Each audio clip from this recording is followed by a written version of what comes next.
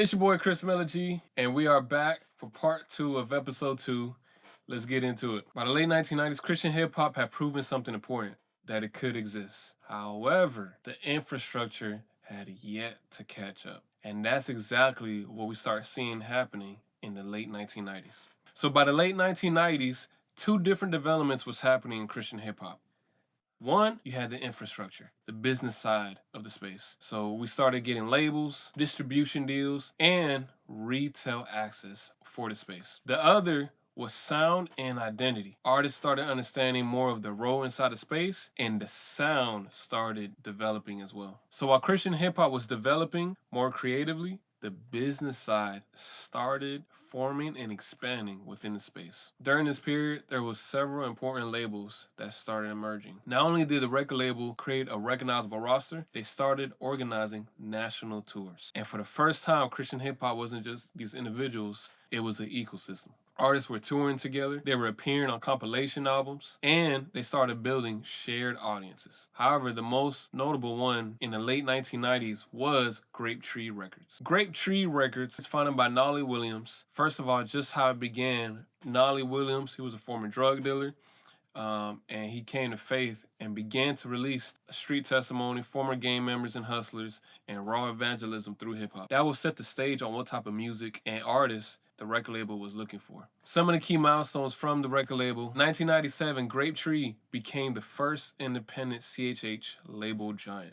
What happened that year, man, Grapetree was releasing projects after project, 30 plus projects in their catalog in that year alone. They flooded the Christian retail market like Master P and the No Limit Records. This was the model for Christian hip hop.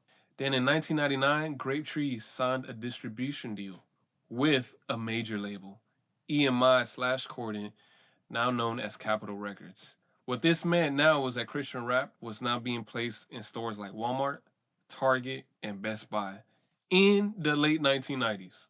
For the first time, you had Christian rap that wasn't polished, was sitting on the shelves alongside the mainstream pop and hip hop music, which is crazy. This was huge. And during that time, Grapetree's catalog, man, it surpassed 1 million units sold. Talking about 1 million records sold in the Grapetree catalog. This made it the largest Christian hip hop label at that time, which is one of the biggest hidden achievements actually in CHH history. So what was Grapetree proving? That it could move real units. It didn't need the known ecosystem in Nashville. They built their own machine, not being dependent at that time on the Christian contemporary music system that was already there, pushing, other acts. And for the first time, Christian hip hop was starting to resemble a real industry infrastructure. So that was the late 1990s, but by the 2000s, two major things started happening. One, the internet was changing the music industry. The internet was changing everything, but definitely the music industry as well. Two, Christian hip hop artists began entering major label systems. So first, let's talk about the internet. In the early 2000s, online communities started connecting Christian hip hop music to the fans. And now for the first time, Christian hip hop listeners could find each other. Before this moment, most people discovered Christian hip hop through youth groups, church concerts, conferences, Christian bookstores, maybe on the radio. But now, people were being connected to Christian hip hop online from all over the country. Fans started debating which albums was good, what was not, discovering new artists. They started building a community online. So you had a lot of these early message boards and forums, people putting up these websites, showcasing these artists or talking about them, trying to interview them, putting it up on there. Some of these important platforms include like Sphere of Hip Hop, Gospel Flavor, H2O Wave, and one of the biggest ones was Rapzilla. Christian hip hop artists began entering major labels. In 2000, BBJ became one of the first Christian hip hop artists to sign a deal with a major label. That label was Jive Records. Jive Records, known for acts like the Backstreet Boys, A Tribe Called Quest, Britney Spears, Mystical, and more. So this was huge. So his music blended that gospel theme with hip hop and had some R&B influence in there. BBJ was known for sounding literally like Biggie. He literally sounds just like him. And believe it or not, BBJ openly wrestled with how artists should be labeled in the genre. And I quote, "My genre of music is gospel. hip hop and R&B actually. And I'm trying to expand. Music being a medium, I don't consider myself as BBJ the gospel rapper. Yes, I am a Christian. I believe strongly in Jesus Christ. I believe he died for my sins in the whole nine. And I believe that God put a message in my mouth for this day. In many ways, that conversation sounds familiar today. Long before the debates of being a Christian rapper or a Christian who raps or a rapper who is a Christian, artists like BBJ was wrestling with those same questions. Soon, another milestone followed. Another artist getting exposure into the major label system, and his name was T-Bone. T-Bone had that West Coast street influence. He was Latino as well, and man, he was popping off. At that time, he was demonstrating that Christian rap could compete with the music industry. He signed to the label with Be Right under Interscope. So he was with Interscope, one of the major labels.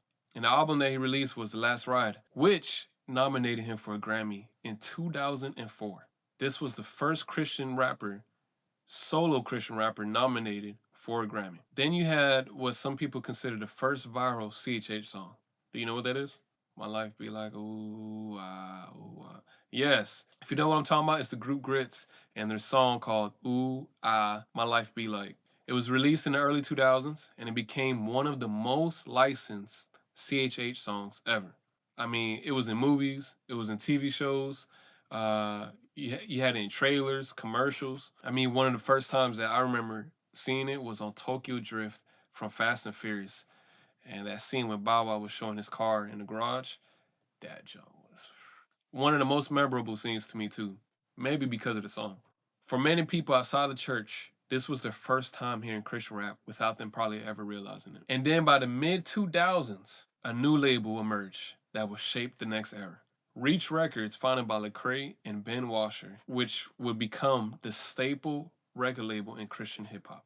Their first release was Real Talk in 2004. Christians bookstores, they initially rejected the album because it was just too hip hop. So then Lecrae and Ben Washer sold the album the old-fashioned way. They sold CDs directly to the fans at the concerts, conferences. But before Reach Records began shaping the next era, we have to talk about a movement that was already doing that beforehand. The sound of the space was already being defined by a movement, the cross movement. Members of this group included Fanatic, you had Ambassador, Tonic, and Earthquake. Their lyrics were filled with scripture, doctrine, and apologetics.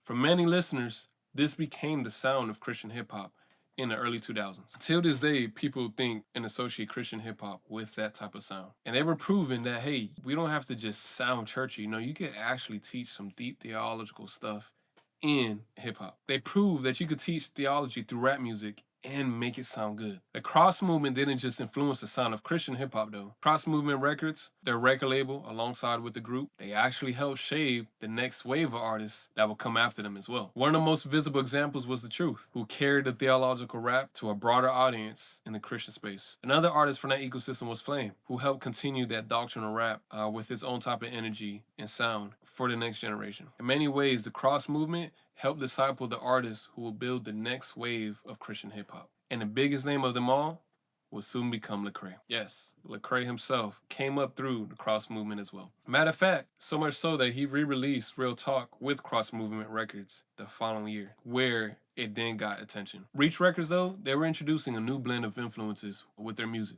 They had the Cross Movement theological depth. They also had a southern hip hop production, but they also included that modern rap songwriting, which Lecrae mentioned in his podcast as far as the mind frame of what they wanted to do with the music. And then more artists joined the label, including Tadashi, Sho Baraka, Trip Lee. And then around the same time, within Reach Records, something started happening, a movement started rising that would shape the space and how people identified with Christian hip hop.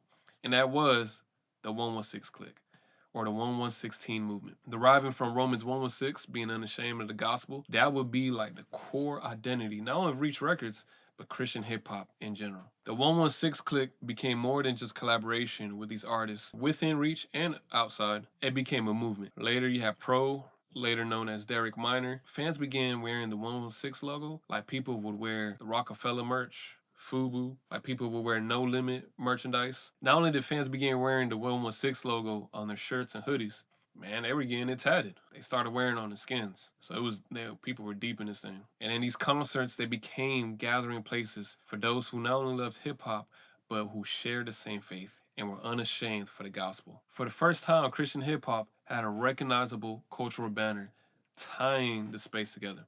People weren't just listening to songs, they were identifying with the movement. This helped further the success from the artists within Reach Record, especially Lecrae. In 2008, Lecrae released the album Rebel, which became the first rap album to become #1 on the Billboard Gospel Album charts. Very huge for the space. This was the moment that a pure rap album displaced the traditional gospel music with the choirs and all of that. Christian hip hop was no longer a niche or a subculture. It started taking over and started shaping the charts. What we start seeing is the culture within the hip hop space, not just in the church, they started taking notice as well. And we saw these artists stepping into that, namely Lecrae.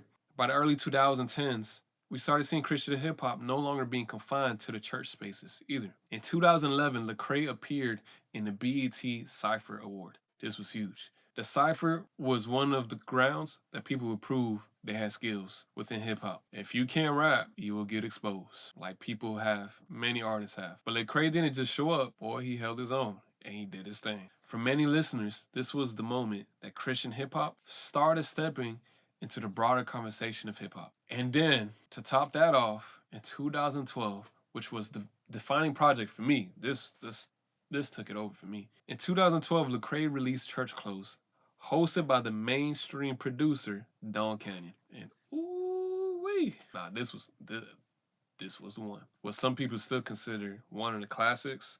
Now, it is a classic, but one of his top projects ever. And he released it on Dat Piff, on the website, online, for free. This was crazy. And the likes of like Wiz Khalifa, Lil Wayne and his mixtape series, Gucci Mane, all these artists that were coming through there, Waka Flocka. He released it on there and it became gold. If you listen to the first episode, part 3, I believe, I talk about how that was one of the most defining moments for me listening to that project and what that meant. In a nutshell, Church Clothes just sounded different from all previous Christian hip hop projects. Like there was a few songs or even projects that had that raw hip hop feel. I like Soldiers for Christ, like Gospel Gangsters that's been mentioned, but Church Clothes just took it to another level, especially in that time for hip hop. The production was closer to mainstream hip hop than Christian radio. The collaborations were wider, right? You had No Malice, especially the series that followed up. And then the language around the identity began to shift. Lecrae began saying, hey, I'm a Christian who raps, not a Christian rapper. That distinction sparked major conversation in the space. For some listeners, it expanded the audience. Oh, okay, I could get with this. For others, it blurred the identity of what Christian hip hop was.